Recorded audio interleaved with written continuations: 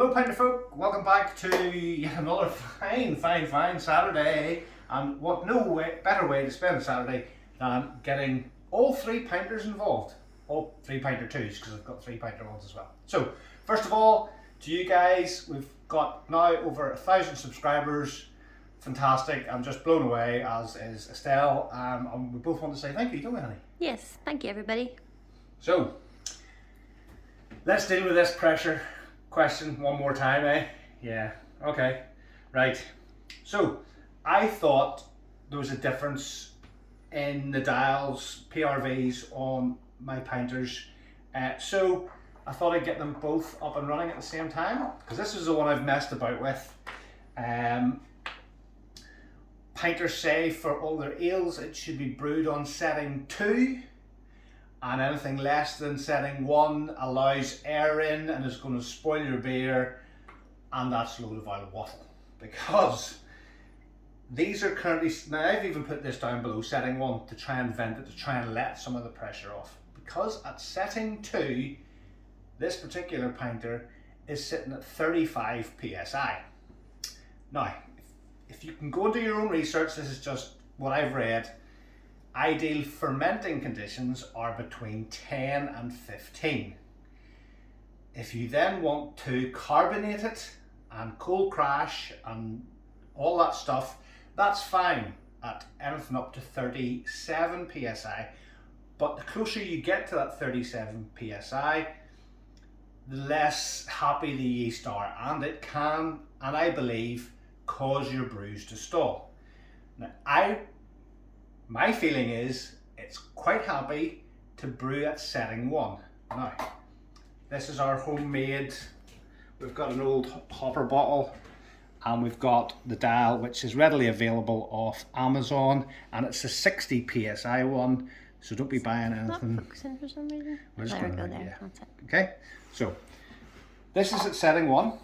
I vented it yesterday again to try and drop it down, but as soon as you put it back up to setting 1, the pressure goes really back up again quite quickly, and as you can see, at setting 1, this is at 28 psi. Now if there's 28 pounds per square inch of pressure in there, there's no way air's getting in on top of it. So we're going to finish that one. Now at the minute in here, we've got Big Dipper, and it's on an 8-day fermentation, 2 days cold crash, and then we're going to condition it for 7. Currently, there's 3 days still to go in this, and if Estelle looks down at my sheet that I've just printed off Icebindle, we can see that it started off, now we did add 100 grams of brewing sugar to it, but that's what we do. So it started off with an original gravity of 1.069. Currently it's gone down to 1.023, so it is brewing away quite happily. Temperature is 21 degrees and the attenuation figure is 66.67, ABV of 5.98. So we're happy with that. Brewing at setting 1 isn't causing it any grief whatsoever, and we're not getting that stall. Now, is the black one any different? Now it is a winter sun. Now I thought the dial in it was a bit freer, so it would vent easier. And honey, you've heard it. We've been watching TV. And It's been bubbling and fizzing and... bubbling and fizzing and hissing away at setting 1. Now you would think... Let me see the spinner go right up. Yeah, you would think pressure would be less. Woo! But guess what? It's not. In fact, this has actually got slightly more pressure in it than the blue one. So, Only by 2. there is no issues at all with you guys brewing at setting 1. Once it goes up to, I would say the last couple of days of whatever brewing period you're doing, if you want to put it up to 2, go right on ahead. It takes the pressure up from 30 to 34, but yeah, to me 1's fine. So just make your own assumptions from that, but at setting 1 you've still got 30 psi in here, which is nearly the pressure of a car tire. So never mind that. We could do with a wee drink, honey, couldn't we? I was kind of worried it might fly out and hit the ceiling at one point, but gladly it no. didn't. I mean, some of the guys were worried about my little homemade device blowing off, but what, 30 psi, but No? Yeah, that's what I was worried The about. plastic in these hot bottles is quite strong. It doesn't crack or anything. So, I think we need a drink after all that. Yes, that'd be nice. In the white one, we have again a winter sun. It was done on a 6-2-6. So 6 days fermentation, 2 days cold crash, and 6 days conditioning in the fridge. Again, this was done at setting 1. Some of you guys have expressed concerns that there won't be enough gas in this to force those 10 pints out. We're about to find out. So, non-nucleated glass to start off with, bit 45. Ooh. Bit of a pop. Now what I'll do is, as usual, I will get rid of that because it's the initial squirt that makes the beer high. So straight to 45. As you can see, it is well carbonated.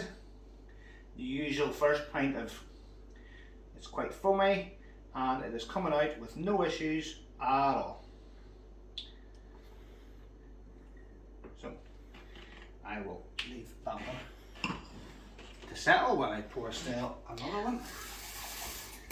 This is winter sun. It is winter sun, yeah. It's quite dark. I was going to say it looked quite dark for winter sun. So this is now the second one. As you can see, I mean, it's still getting plenty of head on it, but just not as bad as the first one. Just put a flake in mine. Now, I didn't put the ice spindle in this one, so I've no real idea as to if it got to brew the full time, but I certainly give it enough time to do so. So Hold that one up to the window and see. there you go. Oh, it's hard with the way the It's sun hard, is. the sun's reflecting a bit. Oh, but we've that's got a fine. pineapple for effect as well. There we go. Pineapple fruit. Right, you try that one, honey. Okay. Ooh. Careful. There we go. I wonder if we hold it a certain way. Let me see. You'll probably get a better look, honey, in here without shining out into the sun. You need sun behind you. Oh, right, yes. The way the sun's moved around today. So, if you look here, probably you probably get a better sun behind. Well. Nice. Oh, nice. Oh, nice. But I always wait for you because you're very picky. It's a little tiny bit of a bitterness to it. That means it's brewed properly. Yum, yum, yum, yum, yum. That's just, and again, It's very fruity and very. What am I getting off that? very moreish. And the thing is, it seems to have brewed better, and the longer conditioning times, I think, especially with the hop oil, improves them. I think if you drink it too quickly after adding the oil, you still get a bit of a nasty nyeh, Yeah. if that's a thing, after I'm it. going to show the head here. It's not too bad. Remember that we were Yeah, getting there those certainly was weird. quite an effluenty head on some of the ones we did before. Yeah. Good job. But, folks, lovely, delicious. The greater good are lucky that these taste as good as they do, because raging bloody pressure issues. But yeah, there's no worries with not having enough. It's brewed perfectly fine, and everything is good. So, cheers, folks, and here's to 1,000 subscribers. Yay! Yay! Cheers. Cheers.